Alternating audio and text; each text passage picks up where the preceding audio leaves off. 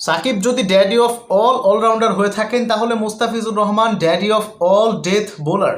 Daddy of all death bowler. 16 থেকে 20 আন্তর্জাতিক টি-20 বলেন কিংবা ফ্র্যাঞ্চাইজ লিগ বলেন, 16 থেকে 20-এ অর্থাৎ ডেথ ওভার বোলিং ফেজে মোস্তাফিজুর রহমানের ধারের কাছে কোনো বোলার এই মুহূর্তে গোটা বিশ্বে আছে বলে অন্তত আমি মনে করছি না।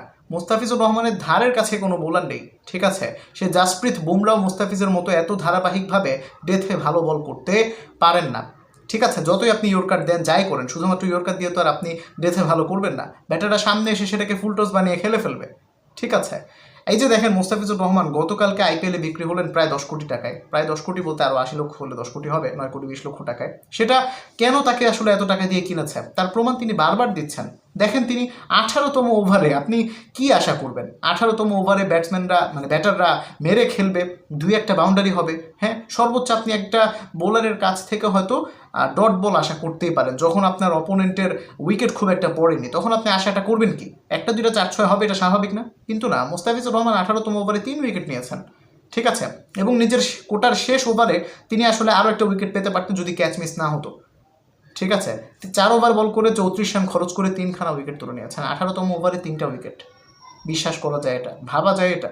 কেন তাকে আসলে এত টাকা দিয়ে কিনেছে তার প্রমাণ তিনি প্রতি ম্যাচেই দিয়ে চলেছেন। হ্যাঁ, অন্যান্য বোলারদের ক্ষেত্রে কি হয় যে 5-10টা ম্যাচের মধ্যে ধরেন 7-8টা ম্যাচে ভালো, 5-6টা ম্যাচে ভালো করে, কিছু ম্যাচে খারাপ করে, বাজে দিন আসে ভালো দিন আসে, এরকম কনসিস্টেন্ট পারফর্মার আসলে টি-20তে খুব কমই আছে। বিশেষ করে পেস বোলারদের ক্ষেত্রে 2-1টা দিন বাজে যেতেই পারে। বাট মোস্তাফিজুর রহমানের এবারের আইএল টি-20-র দেখেন আপনি খেলাটা, মাত্র একটা ম্যাচে তিনি একটু বেশি রান দিয়েছেন।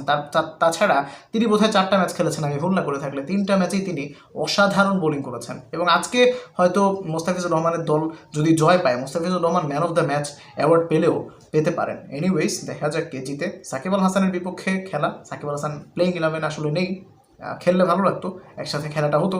এনিওয়েজ, কি আর করার। Thanks for watching. আসসালামু আলাইকুম।